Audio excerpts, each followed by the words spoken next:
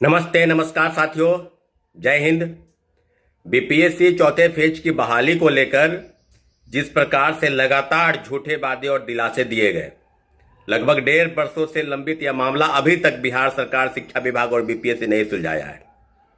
साथियों, आपको पता है कि जिस प्रकार से आंदोलन हुए और लगातार आंदोलन हुए, विगत सितंबर महीने से लेकर और अंतिम 8 मई को आंदोलन हुए, और अंतिम आंदोलन के बाद यानी जो 8 मई को आंदोलन हुए, उस आंदोलन में जिस प्रकार से बर्बरतापूर्वक लाठीचार्ज किया गया, हमारे साथियों को गिरफ्तार कर जेल भेज दिया गया और कई भाइयों और बहनों के जो चोटें आई है, लोग हॉस्पिटल में एडमिट है, किन्हीं के पैर टूट गए हैं, किन्हीं की सर में काफी चोटें आई है, और बेतहाशा बुरी तरीके से बर्बरतापूर्वक पुलिसकर्मियों द्वारा जो लाठीचार्ज हुआ है, उसके बाद से पूरे बिहार के अभ्यर्थियों में जो आक्रोश है, जो गुस्सा है, वो बिल्कुल आप समझ सकते हैं कि किस प्रकार से बना हुआ है। और पुनः शिक्षा मंत्री ने कहा कि हम सोमवार को समीक्षा बैठक करके बीपीएससी और जो शिक्षा विभाग के अधिकारी हैं उनसे बातचीत करके सारी चीज़ों का आकलन हम करेंगे और बहुत जल्द 1 सप्ताह 10 दिन का मोहलत दीजिए, हम सारी चीज़ों का आकलन कर लेंगे और विज्ञापन को लेकर जितनी भी छात्रों अभ्यर्थियों की मांग है उसको हम पूरा करने का काम करेंगे। इस प्रकार से जिस प्रकार से नए शिक्षा मंत्री सुनील कुमार जी बयान दे रहे हैं कि महिलाओं को सड़क पर उतरने की क्या जरूरत है, महिलाओं को क्या काम है आंदोलन में जाने का, तो उनको हम बता दें कि जिस प्रकार से आप बराबरी की बात करते हैं, जिस प्रकार से हम एकजुटता की बात करते हैं, उसमें महिलाओं की भागीदारी है।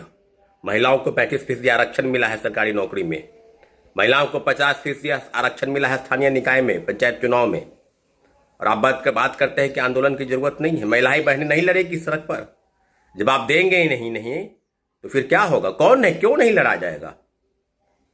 आप शिक्षा मंत्री हैं, आपका भी वीडियो वायरल हो रहा है कि आप बाबा के पास जा रहे हैं, झाड़ फूक करवा रहे हैं।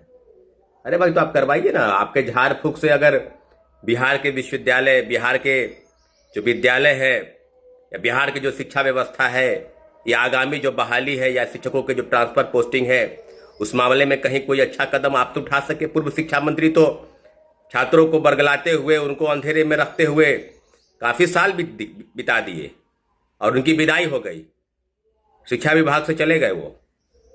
अब आप आए हैं और आपने आते ही कहा कि हम बहुत जल्द आकलन करेंगे। तो आकलन कीजिए, समय पर आकलन कीजिए कि क्यों नहीं TRE-4 का विज्ञापन, ऐसे कौन सी बीरबल की खिचड़ी है जो पकी नहीं रही है?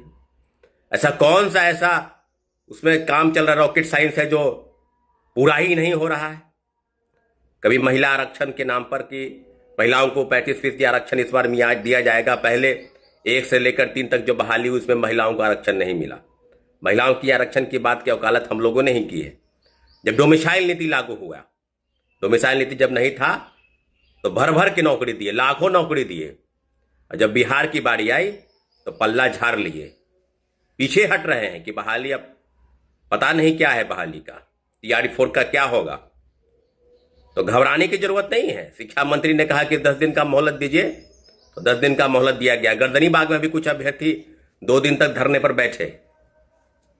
साथियों, पूरी तरीके से अभ्यर्थियों को गुमराह करने का जो प्रयास शिक्षा विभाग और बीपीएससी ने किया है, उसका पूरा जिम्मा बिहार सरकार, शिक्षा विभाग ले, उसका पूरे जिम्मेवारी ले, क्योंकि आपने ही कहा कि हम चौथे फेज की बहाली निकालेंगे। TRE-4 और TRE-5 दोनों मिलाकर 1,20,000 पद की बहाली निकालेंगे।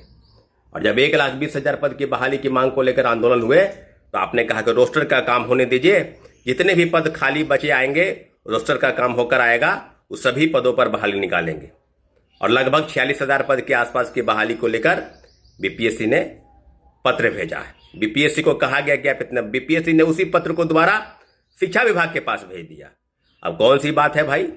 क्या कारण है? क्या सरकार की मंशा है?